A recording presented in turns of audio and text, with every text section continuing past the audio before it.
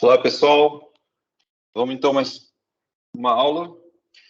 E hoje eu queria começar a aula tentando responder uma pergunta que eu deixei na aula passada, que era o seguinte, né? Se você pegar qualquer base do R2, por exemplo, será que sempre tem que ter 2 elementos?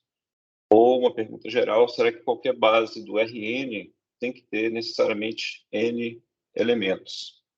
Tá? Então, a propósito dessa aula é discutir um pouco a resposta para essa pergunta, que dá origem também está relacionado com o conceito de dimensão de um espaço vetorial. Tá? Então, eu vou querer mostrar um teorema, vou escrever aqui o teorema, começar assim, né? Com o seguinte teorema, que tem várias aplicações. Então, vamos supor que você tenha V1, V2, até Vm, tá? M vetores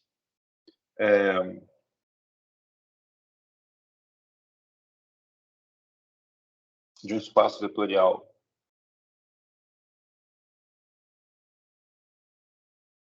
E, espaço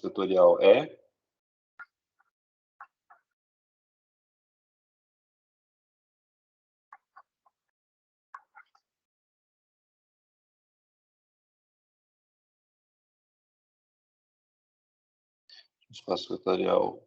Desculpa, gente, vou reformular aqui, tá? Perdão.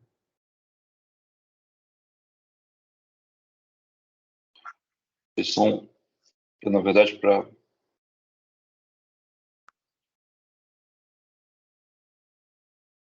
eu não estou conseguindo editar essas aulas, então desculpa, tá?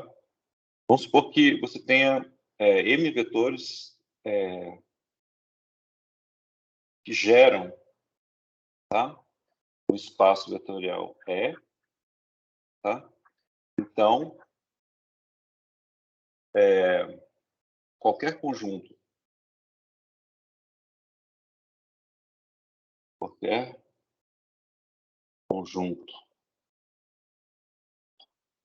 de vetores de E com mais do que M elementos,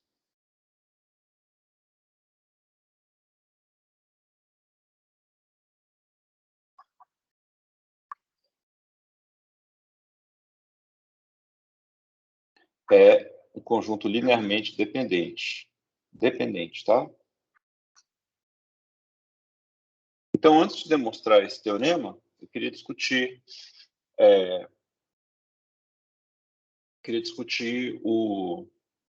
a relevância desse teorema para responder a nossa pergunta, tá? Então, por exemplo, vamos supor que nós temos que em Rn, então, antes de demonstrar, eu vou dar uma aplicação, tá? Aplicação. Vamos supor que você tem aqui em Rn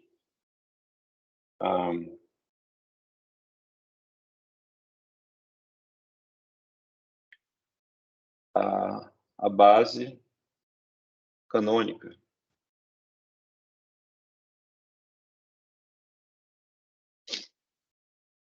Base canônica de Rn. Então, são N vetores, vou chamar de E1, esse aqui, né? Que você tem primeira entrada 1 e N menos 1 zeros aqui. Aí o E2, você desloca aqui o 1 para a segunda coordenada. O resto é 0, etc. Tá bom? Até o EN, que é todo mundo 0, exceto o último, tá? O enésimo. Tá bom?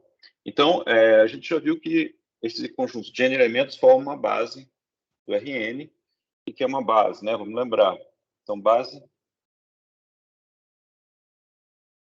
tem duas condições. Tem que gerar o espaço, né?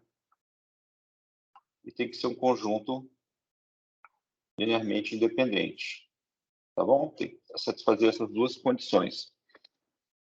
Então, vamos supor que você tem uma base de Rn com menos do que n elementos. Suponha, sei lá, um W1 até um WK, uma base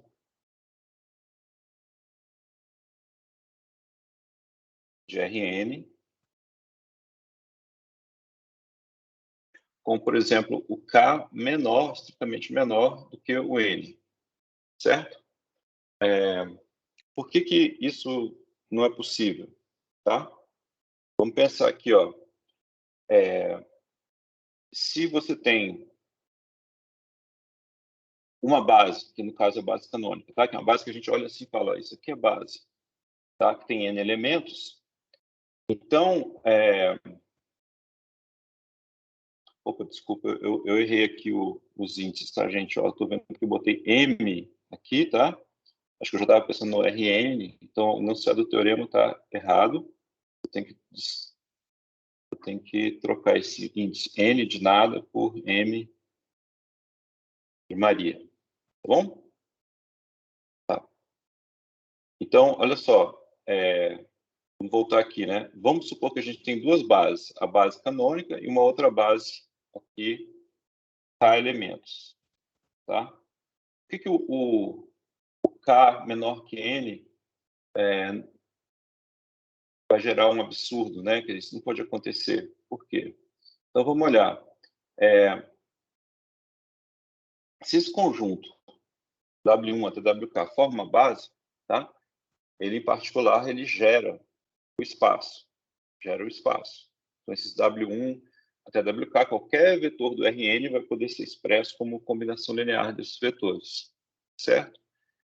Bom, aí o que o teorema diz, né? Olha, se você tem um conjunto de vetores, no caso eu estou aplicando o teorema pensando no W1 até o WK, fazendo o papel desses V's aqui, tá? Eles geram, por quê? Porque eles formam uma base, assumindo isso. Então, o teorema diz que qualquer conjunto com mais do que, no caso, K elementos, vai ser LD, certo? Então, se a gente supõe que o K é menor que o N, né, a base canônica vai ter mais elementos do que essa base. Mas aí o teorema diz que esse conjunto formado pelos vetores da base vai ser LD, mas a gente sabe que é LI, porque é base, tá bom? Então isso aqui é um absurdo.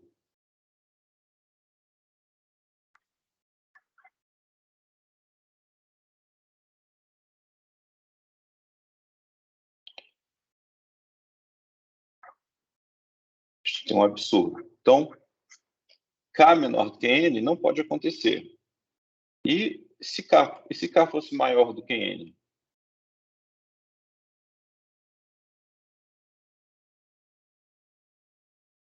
Bom, aí a gente aplica o mesmo argumento trocando o papel de K e N, tá certo? Então, a gente sabe que a base canônica com N elementos, por ela ser uma base, os vetores geram um espaço. Então, qualquer conjunto com um número maior do que N elementos tem que ser LD. Então, se a gente supõe que o K é maior do que N, esse conjunto W1, WK tem que ser linearmente dependente, então não pode ser base, tá bom? Mesmo argumento, trocando os papéis aí dessas duas bases, tá? Então, aqui também a gente chega num absurdo. Então, a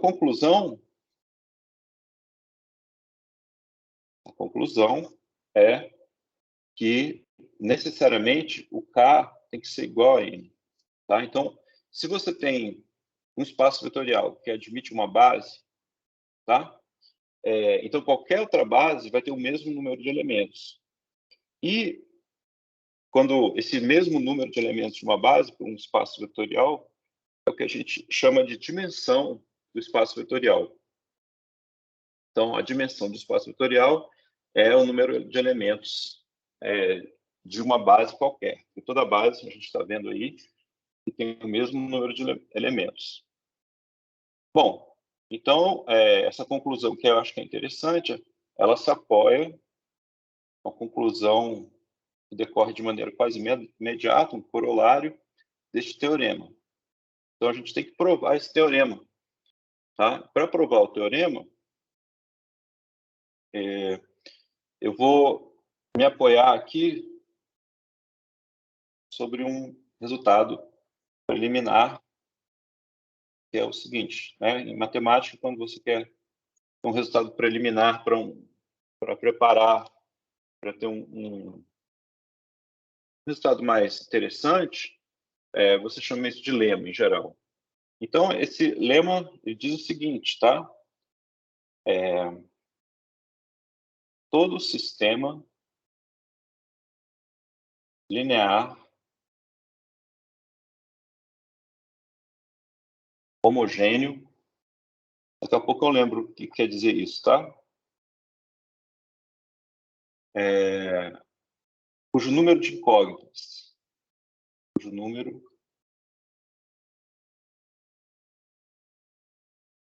de incógnitas é maior, é importante aqui, maior do que o número de equações,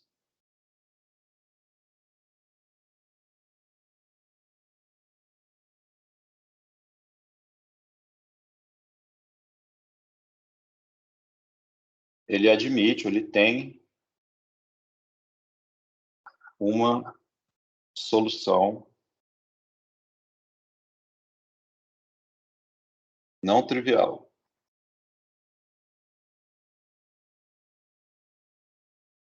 Tá? Então, deixa eu esclarecer aqui o enunciado do lema. Tá? Então, um sistema linear vai ser um sistema de equações lineares. Então, vai ser alguma coisa desse tipo, né? Sistema linear.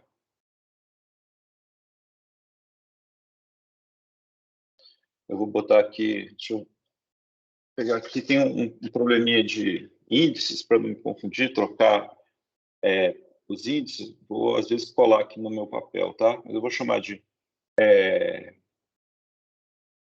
A11, X1, mais A12, X2, mais etc., até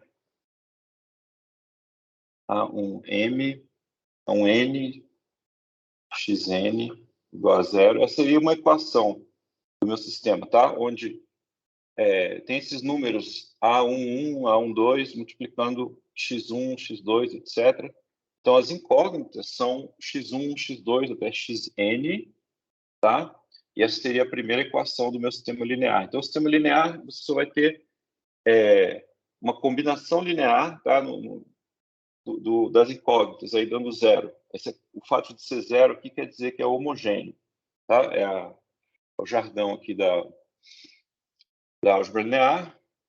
Então, essa seria a primeira equação. A segunda equação é só você... Esse primeiro índice aqui, o índice da esquerda desse coeficiente, ele diz em qual equação você está. Então, aqui tem 1, né? Você está na primeira. Então, aqui vai ser A21 x1 mais A22 x2, etc. Até A2 n xn. E aí você poderia continuar, e eu vou supor, tá? Então, você escreveria uma equação, duas, até de número m de Maria, a m1 x1, a m2 x2, até a m n xn, tá? Então, o sistema linear homogêneo é algo desse tipo aqui, tá? É um conjunto de equações. Uma solução trivial é você botar o x1, x2, xn, todo mundo igual a zero. Obviamente, satisfaz todas as equações, tá? Então, uma solução do sistema. O que o teorema está dizendo, voltando aqui, ó, é que se você tiver mais incógnitas do que equações, sempre tem uma solução não trivial. Então, vamos olhar aqui, por exemplo, antes de demonstrar, né? Vamos olhar para alguns exemplos. E aí a gente já acredita que é verdade, né? O teorema. Então, por exemplo, vamos supor que você tem uma equação e duas incógnitas, por exemplo. Então, vou botar assim, 2x1 mais 5x2 igual a 0, tá? Então, obviamente que você tem o x1 igual a 0 e o x2 igual a 0, uma solução trivial. Agora, uma solução não trivial seria uma solução diferente dessa aqui, tá? Então, você poderia...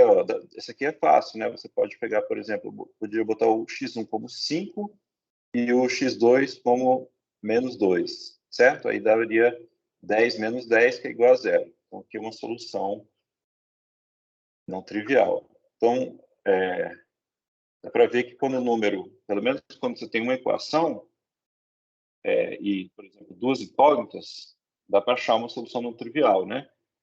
Você poderia, por exemplo, se você tivesse assim, uma equação 2x1 mais 3x2 menos, sei lá, 5x3 igual a 0. Tá? Você poderia fazer a mesma coisa, quer dizer, 0, 0, 0, né, uma solução, mas você poderia, por exemplo, né, uma coisa que você poderia fazer, você poderia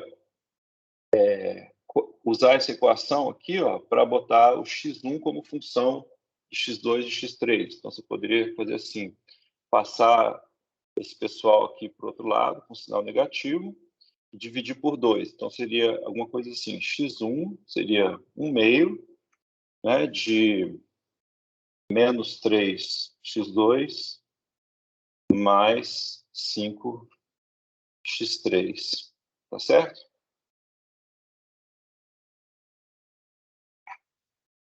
Então, você poderia, obviamente, escolher arbitrariamente o x2 e o x3, né? Aí você descobriria quem era o x1 e, por construção aqui, se o x1 é 1 meio de menos 3x2 mais 5x3, obviamente, essa equação acima vai ser satisfeita, porque a gente veio dela, né? Então, aqui você também tem várias soluções não triviais. Você pode escolher à vontade x2 e x3, e aí você descobre que é o x1, tá? Não precisa ser x2 e x3 iguais a 0. Como um último exemplo, aqui, né, a gente pode ver, por exemplo, o que aconteceria se você tivesse três equações desculpa, três incógnitas e duas equações. Então, vamos lá. Coisa tipo 5x1 mais 2x2 menos x3 igual a 0 e x1 menos x2 mais 2x3 igual a 0. Né? Então, claro, você pode abordar isso de várias maneiras, mas a maneira como eu gostaria de abordar por exemplo, ó, se eu chamar essa equação aqui de 1, essa equação de 2, eu poderia falar assim, olha, da equação 2 eu tiro que o x1 tem que ser igual a x2 menos 2x3. Aí eu posso substituir essa expressão aqui do x1 na equação 1. O que vai acontecer, né? Aí, não vai, quando eu substituir, em vez de x1, vai aparecer x2 e x3 aqui. Então, essa equação, depois que eu substituir a expressão do x1, vai ficar uma equação, tá? Com duas incógnitas. As incógnitas seriam x2 e x3. x1 vai desaparecer quando eu substituir aqui. Então, eu vou recair no caso que a gente já discutiu. Eu vou ter uma equação com duas incógnitas. E aí eu já sei que dá para achar a solução não trivial, tá? Então, a demonstração do teorema vai usar um pouco essa ideia, tá? De que se você tem uma equação, a gente consegue mostrar que é verdade, um caso particular, né? Só uma equação, um caso particular. E depois a gente vai fazer o que a gente chama de uma demonstração por indução. Quer dizer, a gente vai assumir que o resultado vale, vamos dizer, para n menos uma equação, tá? Você tem m-1 equações, a gente vai assumir que isso vale, o resultado vale. E assumindo isso que a gente chama de hipótese de indução, a gente vai tentar provar que vale para m equações. Tá? Então, a gente vai fazer a demonstração por indução no número de equações. Tá? Então, vamos ver se a gente agora consegue demonstrar o lema. Vamos lá. Então, a demonstração do lema. Demonstração do lema. Tá? Então, aqui a gente vamos usar indução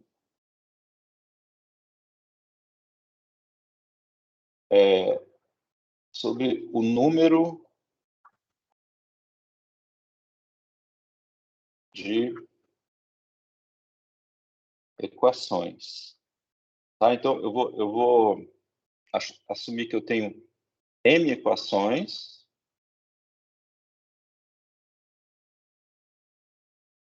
e n incógnitas. Tá? Então, o meu sistema é como se... eu vou escrever como eu escrevi aqui acima, tá? Então, eu tenho x1 até xn, são as incógnitas. Eu tenho todos esses a e j e a m, n, né? São os coeficientes, eu tenho m equações. Tudo bem? Bom, então vamos lá. Eu estou assumindo aqui, né, que o número de incógnitas, vocês vão lembrar, né? O número de incógnitas é maior do que o número de equações. Eu vou precisar disso. Então, quando a gente vai fazer uma demonstração de indução, a gente prova um caso que geralmente é trivial, né? Então, o primeiro passo. Mostrar que o resultado vale o lema vale para m igual a 1. Tá?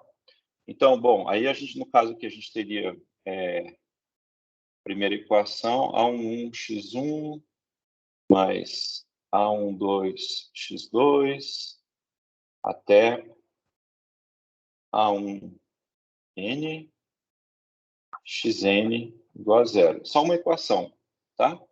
Bom, se essa equação, para ser uma equação que faz sentido, nem todos os coeficientes aqui, né, os A11, A12, A1n, podem ser nulos. Se todos fossem nulos, a gente teria 0 igual a 0. Então, isso não é uma equação, tá? Uma equação que a gente possa resolver, né? Fica assim, qualquer solução, qualquer valor de x1, qualquer valor de x2, qualquer valor de xn é a solução, tá? A gente não chama isso nem de equação. Bom, então vamos supor, né, que você tem pelo menos um desses não nulos, um dos coeficientes dos azinhos aí. Então, você poderia mudar o nome das variáveis, né, e sem perda de generalidade, a gente pode assumir, né, nós podemos assumir que, por exemplo, o último, para ficar mais fácil de escrever, né, que o A1n é diferente de 0, né? Se ele fosse 0, né, a gente poderia, por exemplo, se o segundo coeficiente aqui fosse não nulo, a gente trocava o nome das variáveis x2 e xn, aí depois dessa troca o A1n é que seria diferente de 0, tá bom? Então, a gente pode assumir que o A1n é diferente de 0. Então, eu posso dividir, né, por A1n. Então, eu posso fazer assim, xn, jogo todo mundo menos A1n, xn para o outro lado, com sinal negativo, e depois eu divido por A1n. Então, vai ficar assim, né? O xn vai ser A1n, vai ter um menos aqui em evidência, e aí todo o resto do pessoal aqui, o A11x1 até o A1n-1 x n-1, tá? Então, obviamente, né, eu poderia escolher livremente esses n-1 números como valores de x1 até xn-1, e uma vez que eu para essa escolha, faço essa escolha livre, eu defino o xn como sendo esse lado direito aí, que eu posso calcular, uma vez que eu escolhi os x1 até xn-1, e pronto, eu tenho uma solução não trivial. Ok? Então, eu acho que o caso, geralmente esse caso particular, né, ele é fácil. Nesse caso, isso é para ser fácil.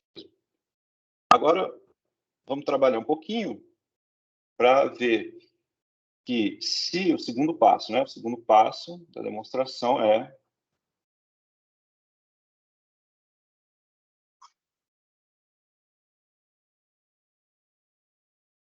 suponha que o lema vale, verdadeiro, né?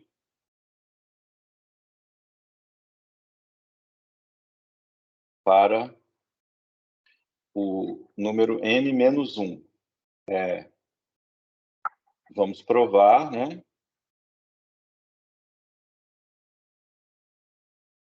Que vale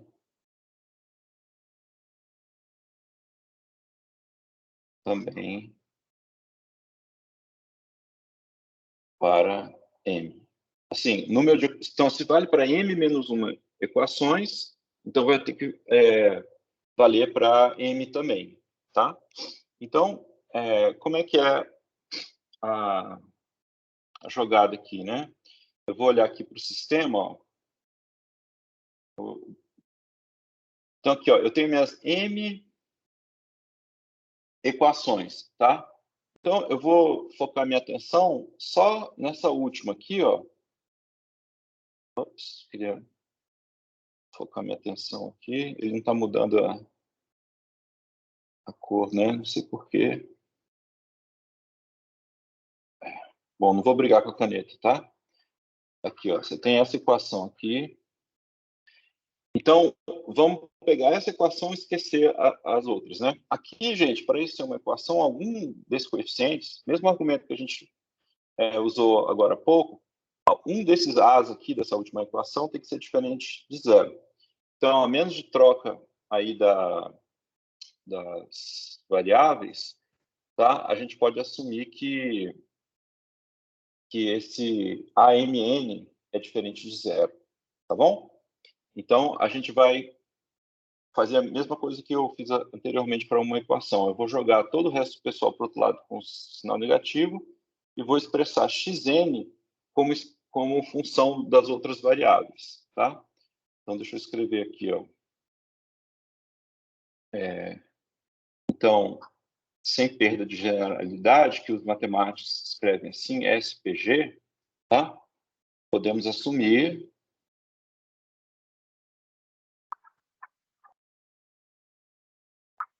que AMN é diferente de zero. Então, segue da última equação, né? Que o xn, passo esse AMN dividindo, tá? Tem um menos aqui. E aqui eu vou ter x1 AM1, ou melhor escrever ao contrário, né? A ordem para ficar mais bonitinho. Ops.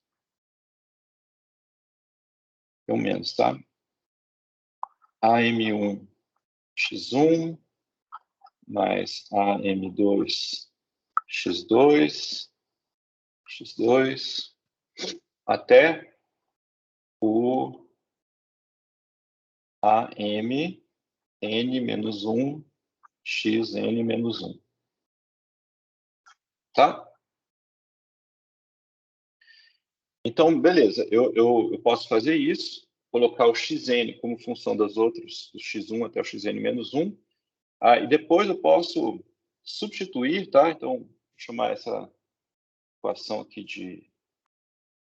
Eu não dei nome para minhas equações ainda, né? Então, deixa eu dar um nome aqui, ó. Esse sistema, eu vou chamar sistema estrela, quando eu me referir ao sistema estrela, são essas equações, tá?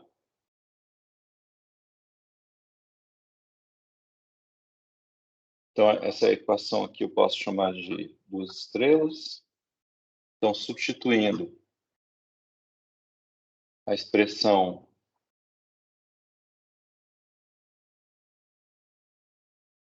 do xn, né? Dada acima, na equação 2 estrelas, nas equações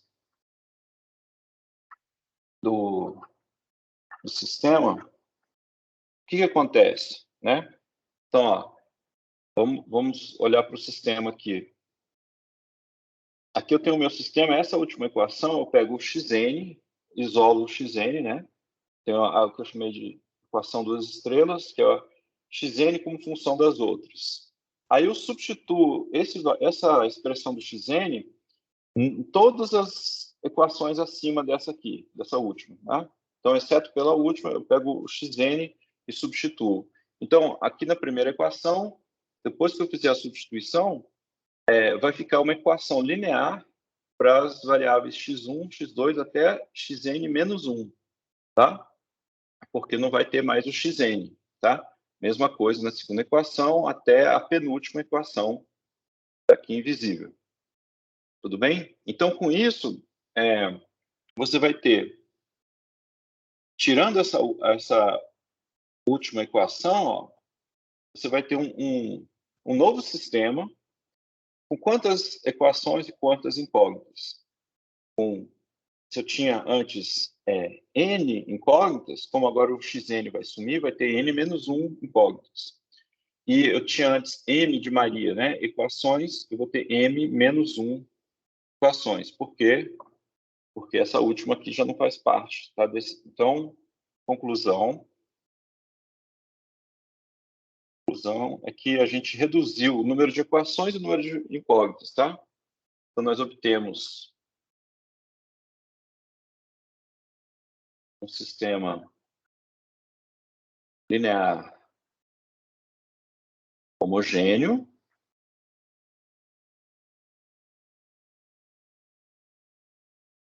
com n menos 1 incógnitas e m menos 1 equações.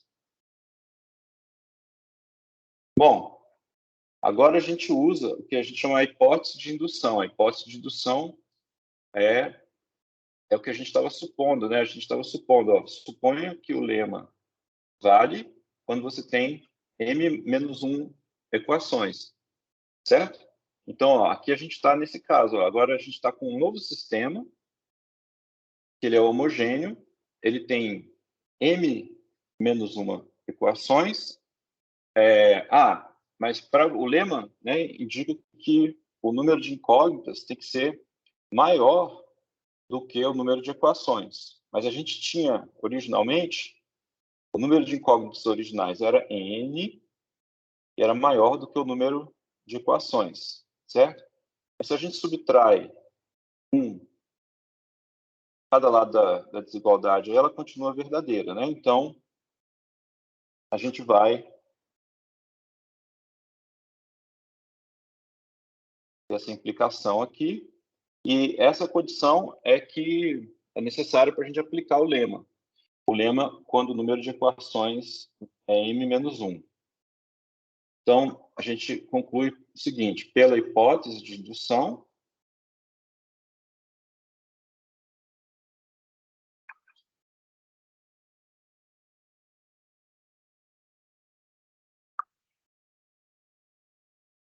existe, né, uma solução não trivial,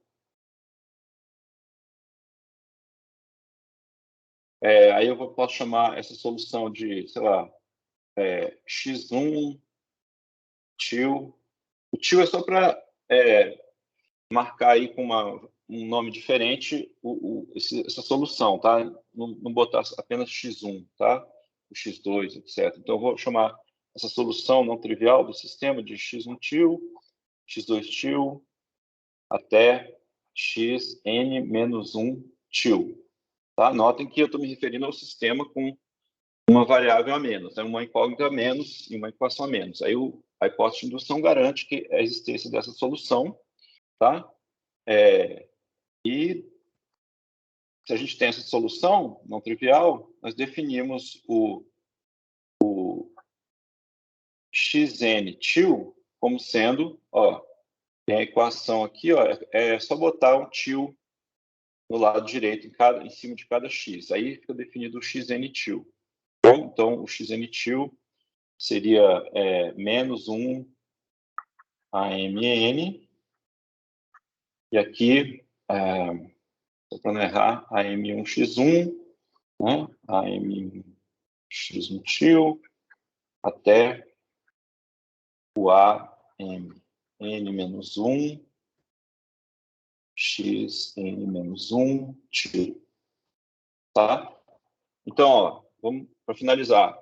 Eu usei a hipótese de indução, consegui uma solução não trivial desse sistema reduzido aí, com um número de incógnitas a menos e uma equação a menos.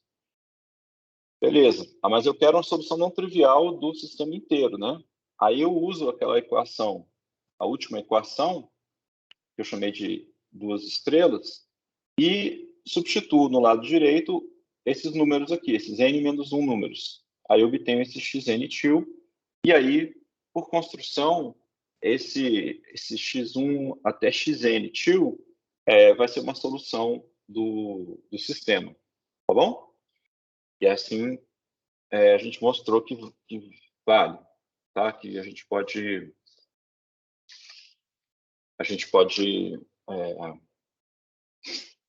passar de m-1 para m. Se vale para m-1, vale para m, então vale pelo princípio da indução, né, matemática, a gente demonstrou o teorema, o lema, né? Agora, a gente pode ver o teorema. Então, basicamente, a parte mais chatinha aí estava no lema, está escondido no lema. Tá? A demonstração do teorema é mais tranquila. Vamos ver o teorema aqui, né? Talvez eu copie ele aqui embaixo, para a gente não ficar nesse vai e volta.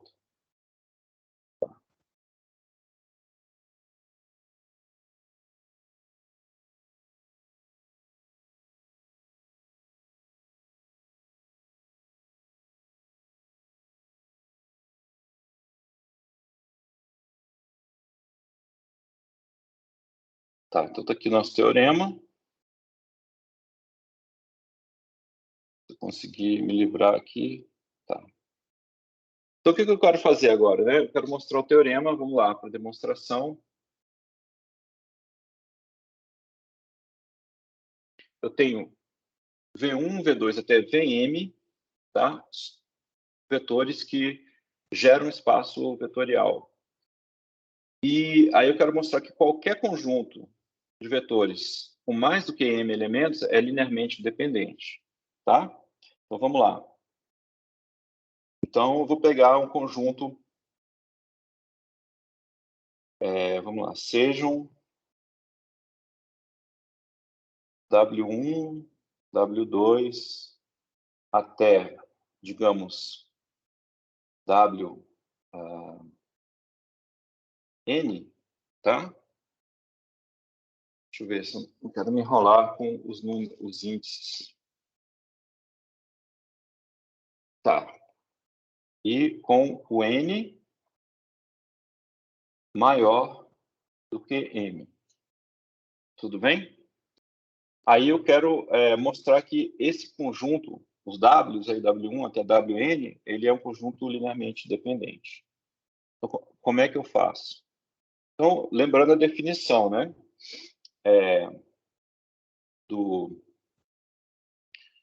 Se eu quero mostrar de dependência linear, né? Se eu quero mostrar que o W1 até o Wn são LD, eu tenho que exibir uma combinação linear dando vetor nulo que seja não trivial. Tá? Então, vou considerar aqui, ó, considere uma combinação linear desses Ws. Aqui eu vou escolher, digamos, números x1 W1 aqui o vetor, mais um número x2 vezes o vetor W2, até o número xn vezes o vetor Wn, isso dando o vetor nulo, tá? Então, ó, esse zero aqui, que a gente fala zero, escreve o símbolo do zero, do número zero, é o vetor nulo do espaço vetorial, tá? A gente já, para não ficar nenhuma dúvida. Então, os x aqui, ó, esses x's aqui, são todos números reais, mas os w's, W1, Wn, são elementos do espaço vetorial E. Tudo bem? Tá, então,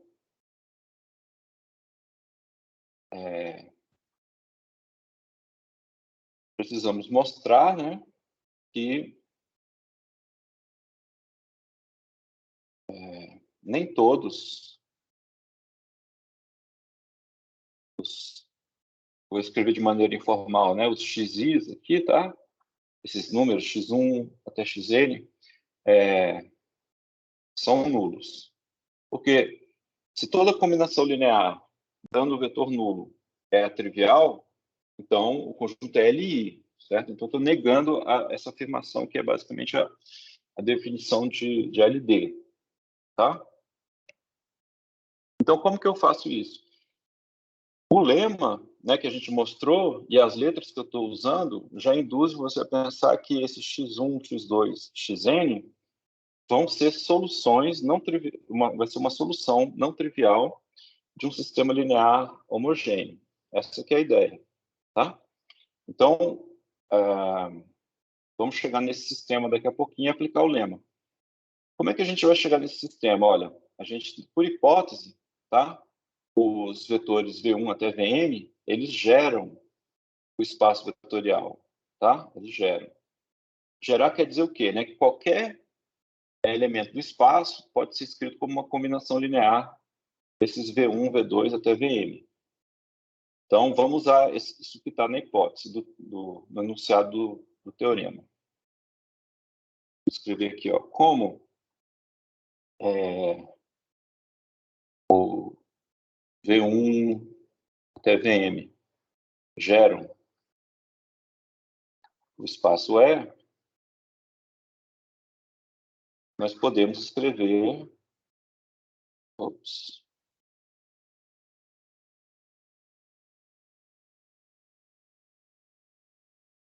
por exemplo, o W1, tá? Ele vai ser uma combinação linear dos Vs. Então, vou escrever aqui como sendo alfa 1. Esse aqui é só um número, tá? Alfa 1 vezes o vetor V1, mais alfa 2, 1 vezes o vetor V2. Então, observe que o índice da esquerda, que o primeiro índice da esquerda para a direita do alfa está acompanhando o índice do vetor dos Vs, né? 1, 1, aqui 2, 2, até alfa. Eu tenho M, né? Então, M vezes, né? Então, vai ser alfa M 1 V M, tá? Então, o W1 eu posso escrever como uma combinação linear dos Vs. E a mesma coisa o W2, né? Eu poderia escrever assim, né? Alfa 1, 2, V1 mais alfa 2, 2, V2 mais alfa M2 VM, etc. Tá? Então, bom, como a gente vai ter que, nesse curso, escrever várias dessas expressões, é bom a gente também, às vezes, usar uma notação um pouquinho mais econômica, tá? Que vocês, vocês se acostumam com ela ao longo do tempo. Então, eu vou escrever de maneira geral aqui, ó, um W genérico, ó, um W de índice J, ele vai ser, eu vou usar aquele índice de somatório, né? O índice de somatório vai de 1 a M, se eu não errar aqui, alfa I J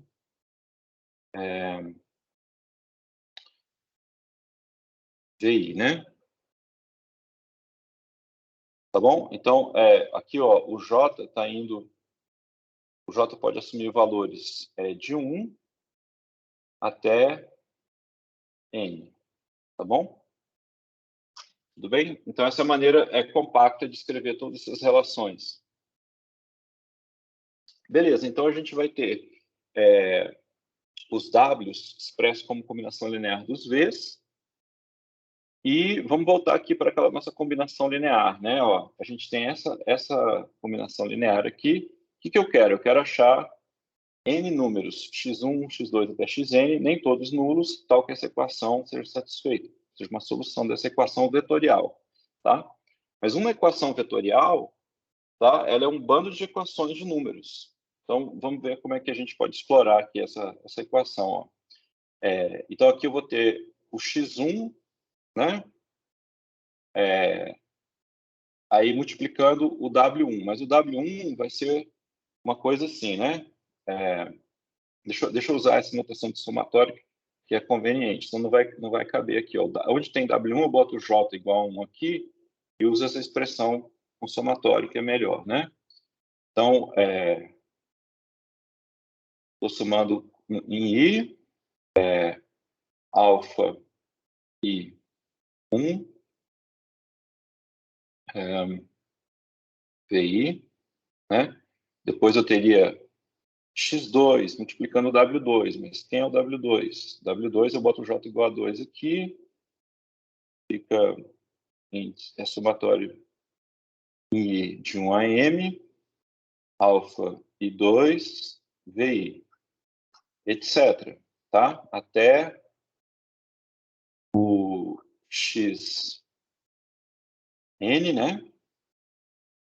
Tá certo? Aqui, ó, tem xn e wn, né? E aí eu boto, olha para a expressão do wn, vai ser um somatório em I de 1 a M, alfa I M, VI. Tudo isso aqui dando um vetor nulo, tá certo? Bom, aí a ideia aqui, ó, é olhar isso aqui como uma combinação linear dos Vs, tá? Dos Vs. Agora não tem mais Ws. A gente usou a expressão dos Ws em função dos Vs, agora só tem Vs. Então, aqui, por exemplo, como é que seria o coeficiente que está multiplicando o V1? Né? Então, ó, eu vou botar assim, ó, entre parênteses aqui, uma coisa que eu não sei o que é, vezes o vetor V1. Depois, mais uma coisa entre parênteses que eu também não sei o que é ainda, vezes o V2 até uma coisa entre parênteses aqui, vezes o VM. Tá? Então, vamos ver aqui, ó, o V1. Como é que eu obtenho o V1 aqui? Ó? Quando I igual a 1, né? Quando I igual a 1 aqui, então eu vou ter uma coisa do tipo x1, né? Alfa 1, 1. Aí depois eu vou ter x2, alfa 1, 2.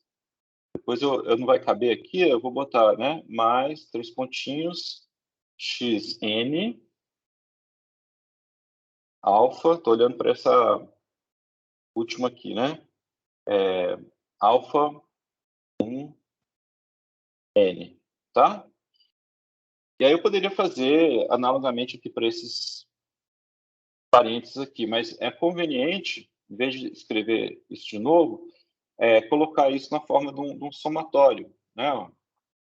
Então, aqui, ó, a gente pode ver que eu vou ter uma coisa desse tipo, ó, o índice do x está variando, ó, x1, x2, né? Então, eu vou botar aqui, eu já tinha usado o i, eu acho que agora é melhor, talvez eu usar j, né? Deixa eu ver como é que eu escrevi. Eu vou usar j. Então, vou botar xj, e aqui, alfa 1, j, e o j está indo de 1 a n. A n. Espero que esteja claro. tá? Aqui, ó, nesse segundo, eu já posso escrever direto, né? Vai ser um somatório J de 1 a N. A única coisa que vai mudar, onde tinha esse 1 aqui, vai virar um 2, né? Então, vai ficar aqui x, J, alfa 2J. E nesse último aqui, ó, fica um cara J de 1 a N, a soma, XJ, alfa, M, né? M. Ops, minha caneta aqui está falhando. MJ. Tá bom? Então tá, estamos quase chegando no final aqui desse negócio. Bom, aí, o que eu quero? Eu quero achar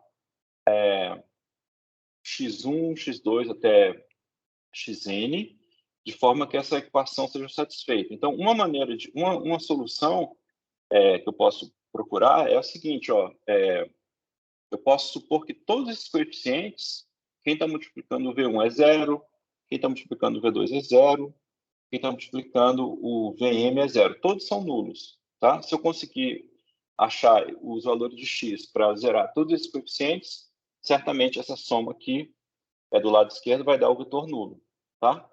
Então, agora, se eu pegar todos esses coeficientes anulando, eu tenho exatamente um sistema, né? Um sistema linear homogêneo. Ó. Eu poderia considerar, assim, de maneira compacta, essas equações, ó, J de 1 a N, né? Aí, XJ A, aqui eu vou botar um outro índice aqui, por exemplo, KJ igual a 0. E aí o K, aqui, ó, pode ser de 1, seria essa primeira equação, tá? Até M. Tá bom? Então, ó, isso aqui que eu estou escrevendo é uma maneira compacta de escrever. Para cada valor de K, eu tenho uma equação com N incógnitas, x1 até xn. Tá?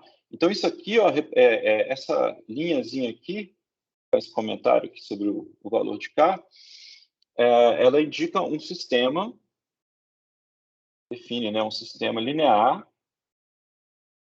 homogêneo, que esse lado direito é 0, com quantas incógnitas? Né? N incógnitas. Quantas equações? M equações. Então, pronto, a gente está nas condições do lema. Ó. Lembra que para o lema valer, o número de incógnitas tem que ser maior do que o número de equações. Mas a gente, lá em cima, acho que eu tomei o cuidado de escrever. Ó. O N é maior do que M. Certo? Então, pelo lema, nós demonstramos, existe uma solução x1, x2, tio até xn tio, não trivial.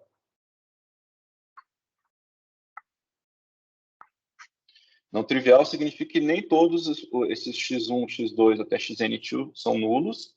Portanto, olha só, de onde que voltando, né? Aonde que apareceram esses x aqui, ó, dessa combinação linear dos Ws dando vetor nulo. Então a gente achou uma combinação linear não trivial dando vetor nulo. Então por isso os W1 até Wn são linearmente dependentes. E é isso que finaliza a demonstração. Segue, né? E os W1 até o Wn formam um conjunto linearmente dependente. Tá? Isso encerra a demonstração do teorema. E eu acho que, para terminar aqui, eu queria fazer só uns exemplos, para não ficar tudo muito teórico, tá? Os exemplos. Antes dos exemplos, só comentar que, no começo da aula, eu falei, olha, suponha que o teorema é verdade, o que a gente tirou como consequência? Que no espaço vetorial, que você tem uma base, tá, um número finito de elementos, que é L e gera, então qualquer outra base tem o mesmo número de elementos. E esse invariante, né, do número de elementos de uma base do espaço vetorial é o que a gente chama de dimensão do espaço vetorial. Tem espaços vetoriais que são um pouquinho mais sutis, mais complicados, né, do que o R2, o R3 ou mesmo o Rn. Para o Rn, você tem a base canônica, por exemplo, você já sabe que a dimensão do Rn vai ser n, a dimensão do R3 vai ser 3, etc.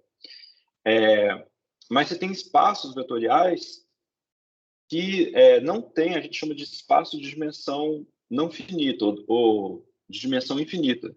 É que você não consegue um número finito de vetores que gera todo o espaço.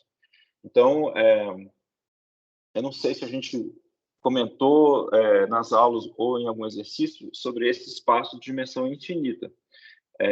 Mas eles são muito importantes e vocês podem tentar pensar assim, né? Eu acho que a gente falou, por exemplo, o espaço vetorial das funções no intervalo da reta, tá? Isso a gente pode definir a soma de funções, a multiplicação por número real e verificar lá os axiomas que têm que ser satisfeitos para o conjunto com as operações ser um espaço vetorial. Esses espaços de dimensão infinita, eles são muito mais complicados, mas eles são muito interessantes. Só que nesse curso a gente vai falar do basicão, né? A introdução à álgebra linear. Então a gente vai falar quase que exclusivamente de espaços vetoriais com dimensão finita.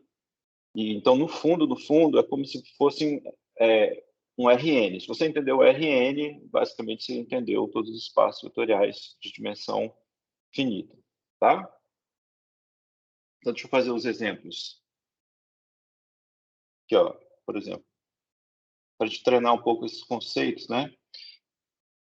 Vamos pensar aqui que eu tenho 3 matrizes.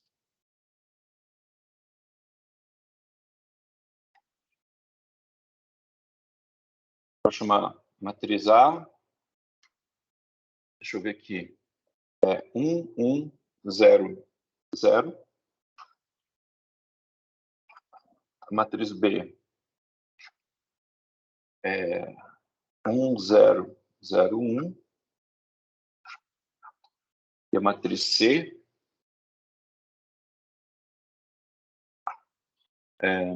todo mundo 1. 1, 1, 1, 1. Mostra que essas matrizes são linearmente dependentes, tá? Dependentes não, independentes. Deixa eu ver aqui. Quer dizer, vamos ver, vou fazer, deixa eu ver se eu estou errado ou não. Tá? Então, como é que a gente aplica esse conceito aí de dependência linear ou independência linear para matrizes, né? Então, a gente tem que ver as matrizes como um espaço vetorial. Eu acho que eu comentei com vocês ou pedi em algum exercício, mas basicamente você pode definir a soma de matrizes. Como vocês conhecem, a soma, por exemplo, esse elemento aqui, você soma com esse aqui, se você fosse calcular A mais B, né? Esse elemento aqui, que é um número, você soma com esse número aqui, etc. E aí você tem uma nova matriz, você define isso como sendo a soma, A mais B. E a multiplicação por número real por exemplo, 3 vezes A. Basicamente, você pega o número 3 e multiplica cada entradinha da sua matriz por 3. Então, se você fizer isso, é fácil verificar que o conjunto das matrizes vira um espaço vetorial, tá bom? E então como é que eu provo que essas são LIs, né? Então, eu vou fazer de uma maneira, pela definição aqui, ó, eu vou supor, então vamos supor que a gente tenha uma combinação linear desses três vetores, né? A, B e C. Então, eu vou chamar de lambda1 A, mais lambda2 B, mais lambda3 C. Isso aqui vai ser a minha combinação linear dando vetor nulo. Esse que eu estou chamando de zero aqui, né, como eu estou falando das matrizes, seria a matriz que representa o vetor nulo. A matriz que tem todas as entradas nulas, matriz 2 por 2. Tá bom? Então, aí eu tenho que, se esse conjunto é LI, a única maneira de escrever, a única solução para essa equação é que todos os lambdas sejam iguais a zero.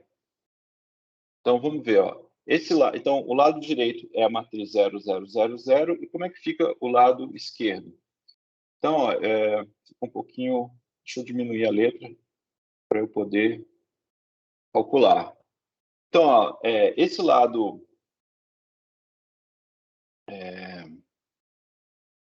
esquerdo, eu vou escrever aqui, vamos ver se vocês concordam. É como se eu pegasse aqui, ó, multiplico o A por lambda1, vai aparecer lambda1 aqui, no B vai aparecer lambda2 nessa diagonal, e na matriz C vai aparecer lambda3 multiplicando todo mundo. Então, se eu for somar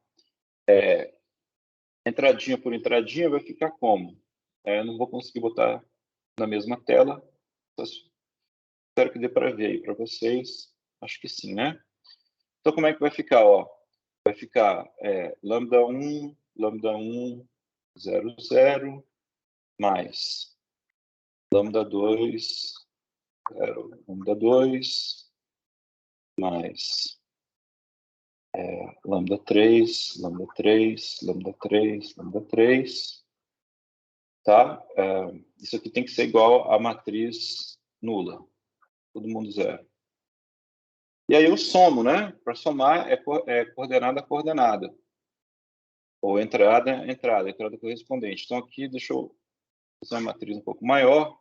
Mas, ó, tenho na primeira linha, primeira coluna, eu tenho lambda1 mais lambda2 mais lambda3. Vai ficar o número lambda1 mais lambda2 mais lambda3. Na primeira linha, segunda coluna, vai ficar lambda1 mais lambda3. Espero não estar errando isso aqui. Aqui eu tenho 0, 0. Então, aqui eu só tenho lambda3. E na última aqui eu tenho lambda2 mais lambda3. Isso aqui tem que ser igual a matriz 0, 0, 0, 0.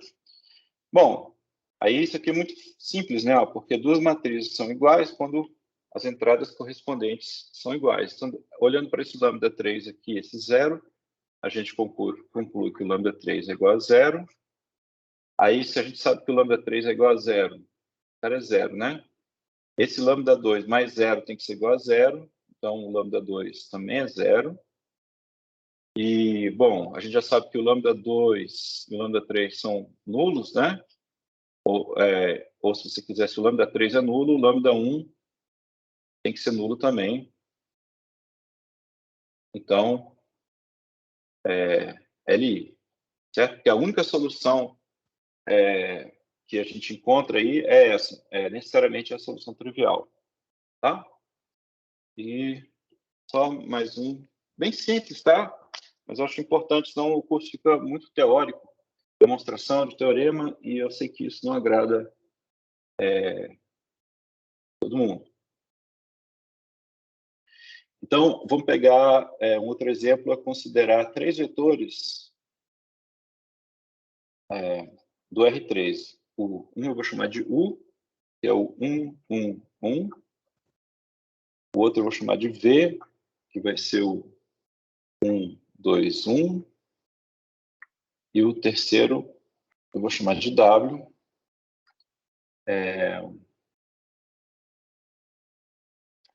que é 2, 1, 2. Então, o exemplo aqui, o exercício é mostrar que U, V e W são linearmente dependentes.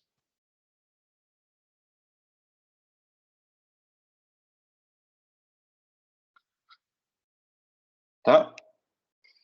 Então, bom, eu acho que tem várias maneiras a gente pensar esse problema. Eu vou fazer de uma maneira usando a definição, para a gente treinar a definição. Então, se eu quero mostrar que eles são LDs, eu tenho que exibir uma combinação linear não trivial dando vetor nulo. Então, eu vou escrever assim, lambda 1 vezes U mais lambda 2 vezes V mais lambda 3 vezes W, sendo o vetor nulo. Tá? Bom, aí eu olho para quem é o U, o V e o W, e o vetor nulo no R3, é óbvio que ele é o vetor com todas as coordenadas aqui, 0. Então, isso aqui acontece somente se acontece o quê, né? Vamos lá, ó. Vai ter que fazer caber tudo na mesma... Então, a primeira coordenada dessa soma seria eu pegar o lambda 1 vezes U, vai aparecer um lambda 1 aqui, vai aparecer um lambda 2 aqui, depois vai aparecer um 2 vezes lambda 3 aqui, na primeira coordenada. Isso tem que ser igual a 0. Então, a primeira equação seria... ops, vou ter que reduzir aqui. Espero que fique bom para ver. Então, ó, a primeira equação seria lambda 1 mais lambda 2 mais 2 lambda 3. Eu olho para a segunda entrada aqui, né? Multiplicando U por lambda 1, V por lambda 2, W por lambda 3, eu vou ter lambda 1 mais 2 lambda 2 mais lambda 3 igual a 0. E, olhando para a terceira, note que acontece uma coisa curiosa. Ó, essa sequência de números 1, 1, 2, aqui também 1, 1, 2. Então, vai ser a mesma equação. Tá? A terceira equação é igual à primeira.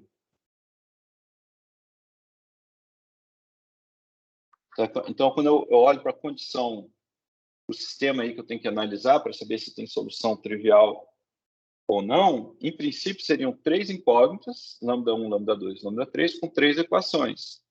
Só que, pelas coordenadas aí do exercício, calhou, né, que essa equação aqui, terceira, e essa aqui são idênticas. Então, você pode simplesmente desconsiderar uma cópia, né, delas, e o sistema aqui, então, fica com 3 incógnitas, 2 equações. Você pode até usar, está com preguiça de achar uma solução, então usa o lema, né? Você tem um sistema homogêneo, aqui é 0, né? Do lado direito é 0 aqui, e você tem mais incógnitas do que equações. Então, o lema garante, você não precisa resolver o sistema, mas você tem, pela teoria, você sabe que existe uma solução não trivial, portanto, tá?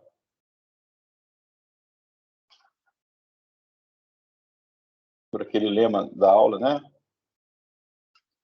Existe uma solução não trivial. Ok? Então, eu vou parar por aqui. Até a próxima, gente. Desligar a câmera.